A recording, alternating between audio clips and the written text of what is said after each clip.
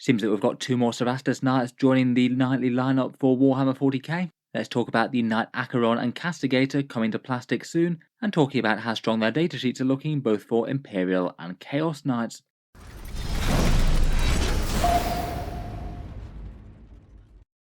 Hello and welcome back to Auspex Tactics, where today we're talking Knights. I thought in this video we'd take a look at the new Cerastus Knight kits that Games Workshop previewed just the other day. Yet more big stompy walkers that you can either use in Warhammer 40k or in Horus Heresy.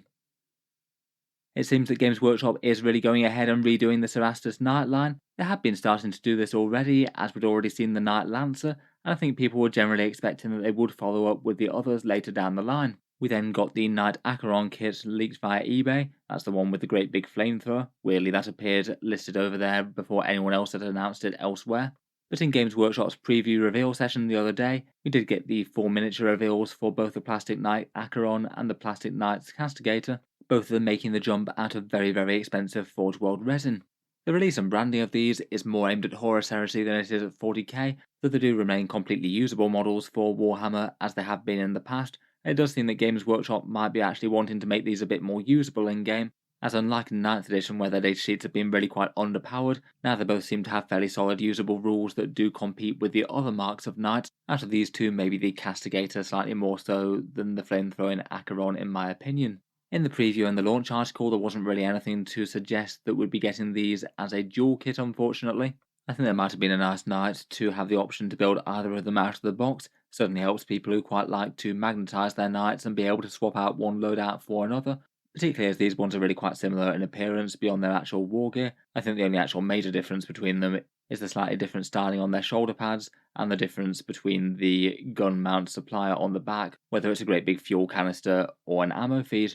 For releases of these, they'll be coming in autumn it would seem. That was what they had on the Games Workshop Horus Heresy release schedule. Could still mean that there's a while to wait, as it's not autumn for a fair while yet, but at least the good news for these is they should be massively significantly cheaper than the Forge World prices. They're currently in excess of £200 or $300. It seems at least possible that could be roughly cut in half by a move to plastic, making them a bit more of a credible option for more people who want to collect the miniatures. Let's talk about the models in turn, first the Knights themselves, and then look at their rules for both Imperials and Chaos. They're both Cerastus Knights on a long-legged Knight chassis that stands a little bit taller than most of the other Knights in your army. Could potentially be a little bit more helpful for seeing over line-of-sight blocking terrain. The Cerastus Knights are considered a bit more of a relic variant in current 40k.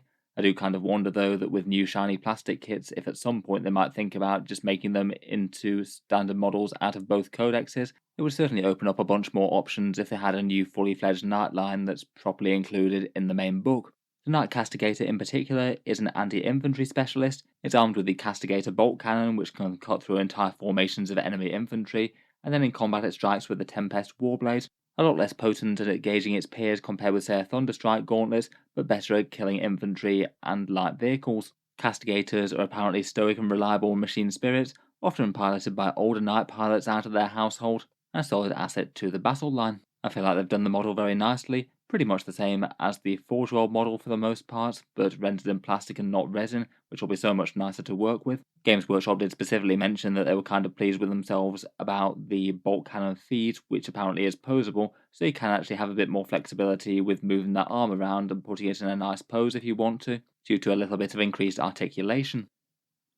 For its datasheet, as mentioned, we've got two different variants in 40k, the Imperial one and the Chaos one. They vary slightly both in points cost and also in one of their rule ability type things, though I guess perhaps more significantly just with the other things that you can get access to in their index, whether it's the big damage and defense buffs of the Imperial Knights or the battle shock things of Chaos.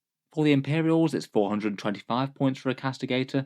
The bolt cannon is basically a twin-linked version of the regular Avenger Gatling cannon. It's really quite nice seeing as the Avenger Gatling cannon's already a very nice gun at strength 6, AP 2 and damage 2.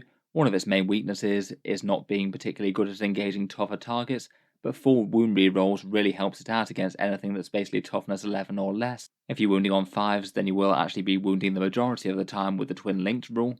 I feel like this thing has done rather well for itself, getting the twin linked rule but without losing any significant amount of shots. In combat, the Tempest Warblade is basically pretty much a carbon copy of the Reaper Chainsword now. Previously it had a different profile, but it looks like Games Workshop's trying to consolidate the Forge World Knights just a little bit, and the Reaper Chainsword is really quite a nice general purpose weapon. Big strength 14, damage 6 attacks for engaging heavies, or a whole bunch of damage too if you want to kill some Space Marines. Being on a Cerastus chassis and not the Questores or Abhorrent is also a bit of an advantage. Gives it an extra 2-inch movement and an extra 3 wounds as well. Definitely doesn't hurt too much to have those as an extra little bonus. Both the Imperial one and the Chaos one gives you a nice -1 to hit for one enemy unit that was shot with the Castigator bolt cannon. That's kind of nice just to have that go off innately, and it means that if you do fire it against something very nasty, then getting it debuffed in return is pretty nice. I feel like for a lot of infantry squads though, that might not actually be all that relevant, as it's got a pretty decent chance of just wiping them out in one round of shooting anyway. Otherwise, it's quite nice that the Cerastus Knights actually get a decent bondsman ability now. That was something they were definitely lacking in 9th. I must admit I do think that the Castigator's one is absolutely brutal. If it can pair with an Imperial Knight Armiger, then both the Castigator and the Armiger get sustained hits 1 on its weapons, and also improve the AP by -1 as well. That makes the already good Castigator bolt cannon just on the next level. In reality, if it can have an Armiger to pair with, it's going to be striking with AP 3 and exploding 6s to hit. That thing's just going to mow down Space Marines left, right and centre. I think it's also an above average boost for the Armiger as well, maybe kind of nice on a Armiger Helverin. Overall, at 425 points, I think it looks very strong indeed. Perhaps its main rival would be the Knight Warden, really. That one has a devastating Wounds Avenger Gatling cannon, provided it's not targeting vehicles or monsters, and its bondsman ability is also very nice indeed with a -1 damage, though it does also lack the twin links, the extra wounds and the extra speed. Out of the two of them, I feel like they're actually fairly balanced, at least on paper. Good advantages to take either of them. Overall though, I do feel like the Knight Castigator looks very playable, and of course still certainly like the extra Imperial Knight rerolls for damage and the extra defense from the Feel No Pain. The Chaos Castigator is 420 points, so a little bit cheaper. The stat line's overall pretty much the same with the Castigator Bolt Cannon and the Warblade. The only major difference between the two is the faction rules that it gets.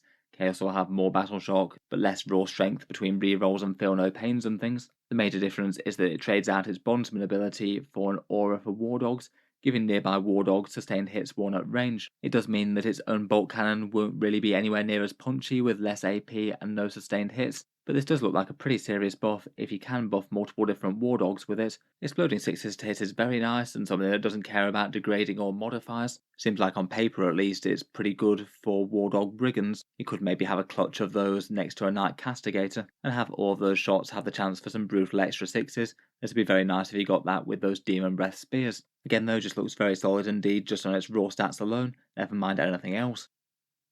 The other new knight is the Knight Acheron. This is the one that's armed with the Acheron Flame Cannon and Reaper Chainfist. The Chainfist also has a built-in twin heavy bolter as well, which adds a little bit more firepower.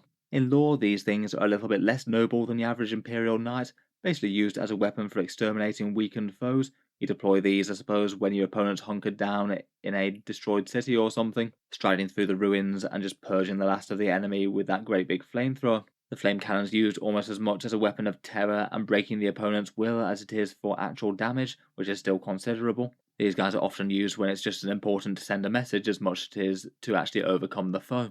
At least for the force of the Imperium, piloting one of these is generally not seen as an honour, more of a duty that they have to do for their household. The machine spirit's often somewhat tainted with a long history of deeds of murder and not really fighting against worthy foes. According to the flavour text on the Chaos version of the Knight Acheron though, they somewhat seem to enjoy that, taking on their murderous, terror-inducing role with glee. For their data sheets, the Imperial Acheron is a fair bit cheaper than the Castigator, 40 points less at 385. The Acheron Flame Cannon is a fairly powerful auto-hit weapon with strength 8, AP 1 and damage 2, 2d6 hits at 18 inches. I think it is a lot less general purpose than the Castigator though, lacking their AP and the average hits both will hurt it quite a lot, plus it is rather short ranged as well. I suppose it could be quite big for Overwatch, I guess, compared with some of the other knights. If you put this one in range of an objective marker, you're going to get really quite a lot of damage on the foe, basically an extra shooting phase for 1 CP if desired. Otherwise, it's got a twin heavy bolter with the pretty much expected profile, re-rolling the wound roll. The Reaper Chainfist, again, despite having a different appearance, just has the exact same stat line as the Reaper Chainsword, no major differences there. I'd say the raw stats for the knight really aren't too bad, particularly at being kind of cheap, but it's maybe let down a bit by its supporting rules. Its bondsman ability gives enemy battle shock in the fight phase, which they are a little bit more likely to fail. They take a -1 to that test. It's only sort of limited use though, preventing things like interrupting, which is kind of good I guess, but it's just unreliable that you're actually going to be able to do that debuff in the first place, and a lot of the time it just might not be relevant if your opponent didn't want to interrupt anyway, or didn't have other stratagems to use. They'll heal it in their own command phase. His other rule is a focal debuff to burn the foe from cover for a unit hit by the flame cannon. Could be helpful in concert with other knightly shooting. I feel like it's just a buff that's not going to come up as much as you might think though, as often the flame cannon might want to shoot something completely different to the rest of your army due to the attack profiles. For the Chaos Knights, for some reason the Acheron is a fair bit more expensive at 405 points.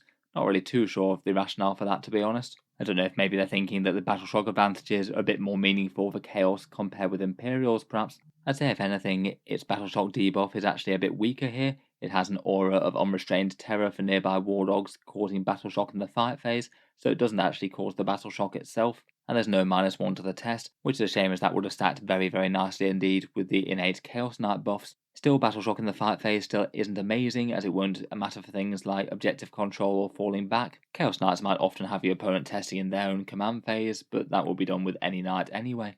I guess making a unit Battle Shocked in the fight phase could be a bit more relevant from round 3+ when they get direct damage buffs, and can also impact a few other rules in the army as well, so it's not nothing. But still, I feel like this one's going to struggle to justify its place, at least in terms of its supporting rules. It just maybe doesn't really feel quite as general purpose or easy to use as quite a lot of the other options for your knights, I feel.